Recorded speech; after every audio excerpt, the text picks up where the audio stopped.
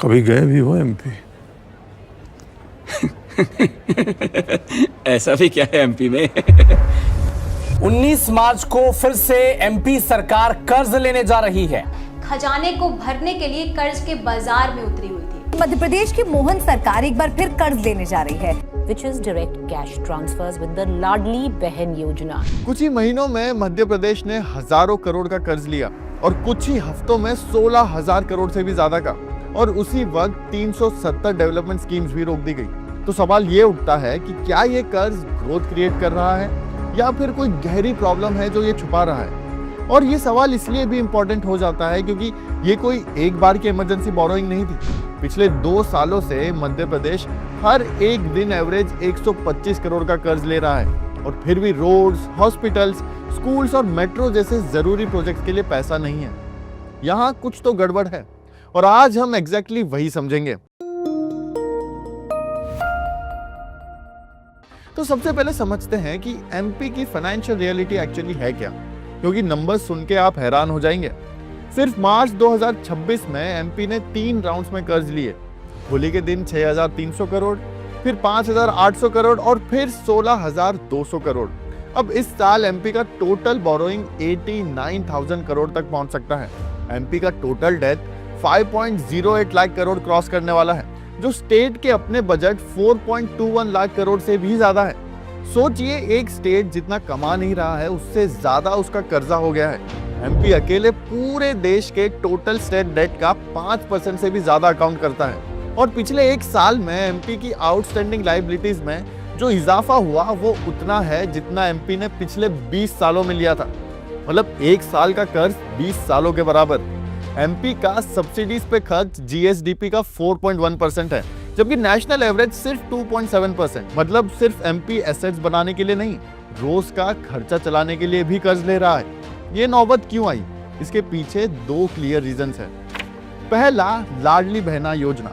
इस स्कीम में बेनिफिशियरी महिलाओं को हर महीने सीधा पैसा दिया जाता है, जो 1250 से बढ़ के 1500 हो गया। मंथली आउटले 1540 करोड़ से बढ़कर सीधा 1850 करोड़ हो गई, और गवर्नमेंट ने प्रॉमिस किया कि ये 2028 तक 3000 और फिर 5000 तक जाएगी। इन फंड्स का 65% इमीडिएटली हाउस होल्ड कंजप्शन में चला जाता है, सिर्फ 20% इनकम जनरेटिंग एसेट्स में जाता है। मतलब स्कीम लोगों की जिंदगी में फर्क डाल रही है, लेकिन सस्टेनेबल इकोनॉमिक वैल्यू क्रिएट करने में अभी भी लिमिटेड है। दूसरा है सेंटर का 50 ईयर इंटरेस्ट फ्री लोन्स। जब सेंट्रल गवर्नमेंट ने स्टेट्स को 50 साल के लिए इंटरेस्ट फ्री लोन्स देना शुरू किया तो स्टेट्स को बोरोइंग और आसान लगने लगी, और जब कर्ज फ्री में मिलेगा तो आदत तो लगेगी। यही मध्य प्रदेश के साथ भी हुआ। ये 2 फैक्टर्स मिला के एक ऐसा साइकिल क्रिएट कर रहे हैं जहां कर्ज लेना तो जरूरी लगता है लेकिन प्रोडक्टिव रिटर्न्स नहीं मिलते। तो अब समझते हैं कि ये सिचुएशन इतनी अलार्मिंग क्यों है। क्योंकि सिर्फ कर्ज लेना प्रॉब्लम नहीं है, प्रॉब्लम ये है कि ये कर्ज अब एक ऐसी जगह पहुंच गया है जहां से निकलना बहुत मुश्किल हो सकता है। पहली अलार्मिंग चीज है, नीति आयोग ने एमपी को फिस्कल हेल्थ इंडेक्स 2026 में परफॉर्मर स्टेट कहा। जीएसटी, एक्साइज और ट्रेड टैक्स कलेक्शन भी स्ट्रांग है। 2019-2020 से 23-24 के बीच टोटल रेवेन्यू 58.5% बढ़ा और टैक्स रेवेन्यू 62% से ज्यादा। लेकिन इन सब गेन्स के बावजूद एमपी 18 स्टेट्स में सिर्फ 10th रैंक पे है। मतलब नंबर्स अच्छे लगते हैं लेकिन रियलिटी बिल्कुल अलग है।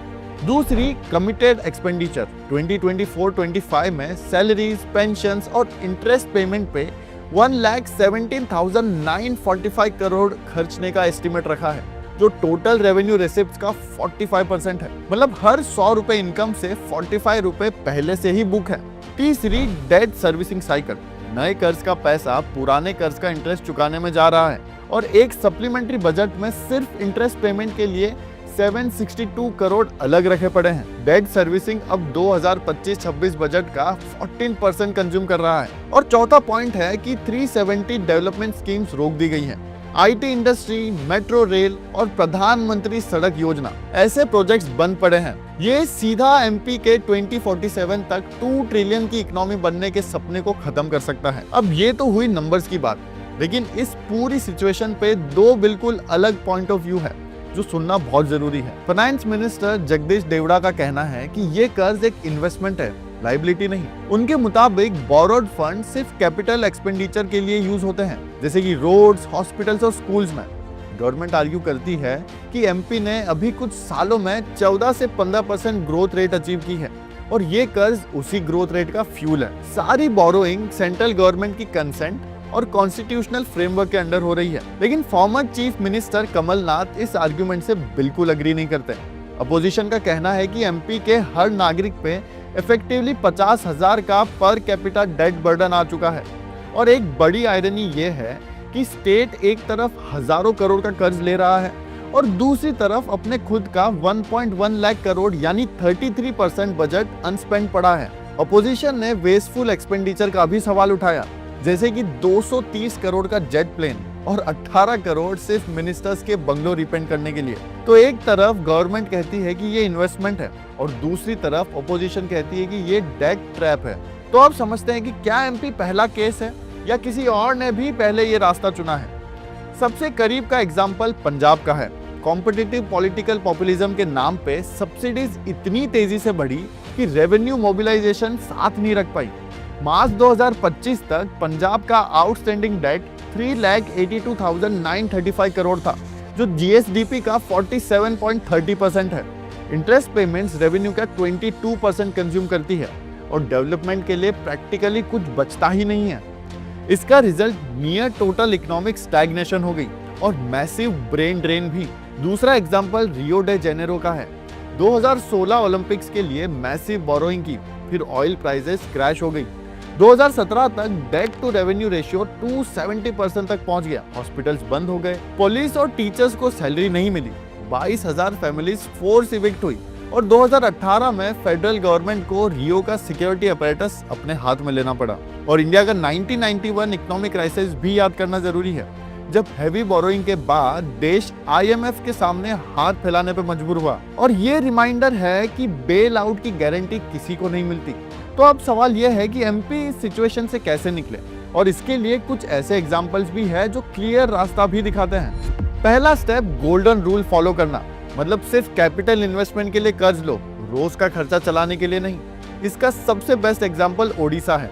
2000s में ओडिशा का डेट टू जीएसडीपी रेशियो 50% से ऊपर था, लेकिन एफआरबीएम एक्ट स्ट्रिक्टली फॉलो करके और कैपिटल एक्सपेंडिचर प्रायोरिटाइज करके ओडिशा ने डेट 2023-24 तक जीएसडीपी का सिर्फ 16% तक ला दिया। आज वो फिस्कल हेल्थ इंडेक्स में टॉप अचीवर है, सिर्फ फिस्कल डिसिप्लिन की वजह से। दूसरा, मैन्युफैक्चरिंग लेड ग्रोथ की तरफ शिफ्ट। एमपी की इकोनॉमी अभी 43 से 46% एग्रीकल्चर पे डिपेंडेंट है और मैन्युफैक्चरिंग पे सिर्फ 18 से 19%। 2047 के टारगेट्स के लिए मैन्युफैक्चरिंग का शेयर 22.2% तक बढ़ाना होगा। फूड प्रोसेसिंग, आईटी और रिन्यूएबल एनर्जी जैसे सेक्टर्स में गुजरात और महाराष्ट्र इसका मॉडल है, जहां डाइवर्सिफाइड इंडस्ट्री बेस ने strong fiscal health naturally maintain की। तीसरा, ओन सोर्स रेवेन्यू बढ़ाना होगा। सेंट्रल ट्रांसफर्स पे डिपेंडेंसी कम करनी होगी, जीएसटी बेस ब्रॉड करना होगा और ओडिशा जैसी माइनिंग लीज ऑक्शन से नॉन टैक्स रेवेन्यू जनरेट करना होगा। तो ये है एमपी की कहानी।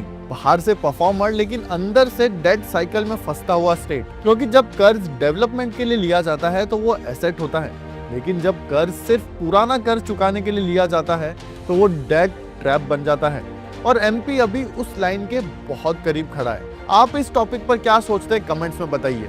और अगर आप ऐसे ही फैक्ट बेस्ड और इन्फॉर्मेटिव केस स्टडीज देखना चाहते हैं तो चैनल को सब्सक्राइब कीजिए और वीडियो को लाइक कीजिए।